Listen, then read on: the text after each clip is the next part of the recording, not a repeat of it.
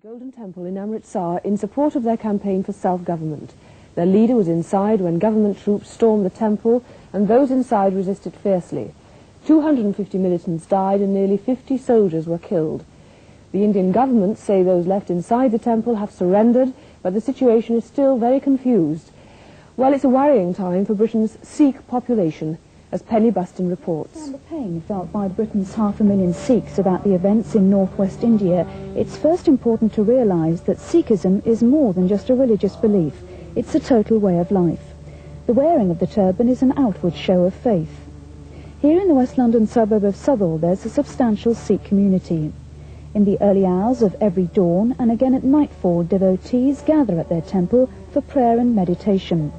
This morning their thoughts are centred on the Golden Temple in Amritsar, which has been turned from their holiest shrine into a battlefield, desecrated with at least 300 deaths and hundreds more casualties.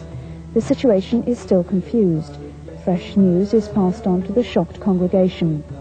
Events in India have been closely followed in Southall since the extremists took over the Golden Temple 2 years ago in a bid to get more fundamental rights for Sikhs, who make up the majority of the state of Punjab, but only 2% of India's total population.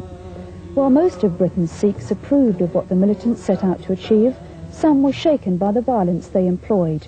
And now others are upset by the harsh methods used by Mrs. Gandhi to put them down. I have been shocked, not me, but the whole community. Indira Gandhi, who was blamed by Mr. Bhindranwala and all his allies that Indira and his government is going to finish the Sikh nation, that has been started. She has invaded our holiest place and she has demolished it and she is killing the people there. This is the first time in the Indian history.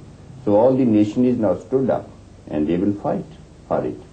They can't tolerate the insult which they have done to our sentiments, to our holiest place.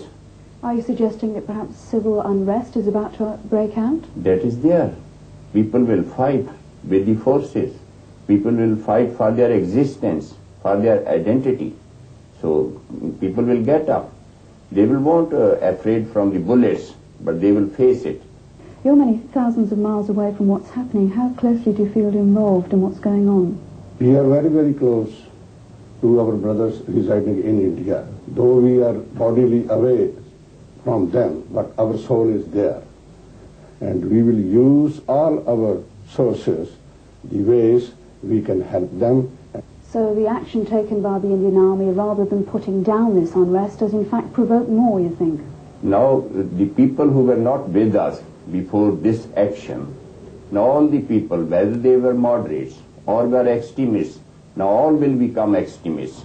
They will fight for their right, they will fight for their existence. They won't afraid of anything what happens to them, but they will face it. They will resist it strongly, and there may be that the people may decide whether to live with India or to live separately now. Penny Buston reporting there on the reaction from Sikhs living in Britain towards the fighting in the Punjab.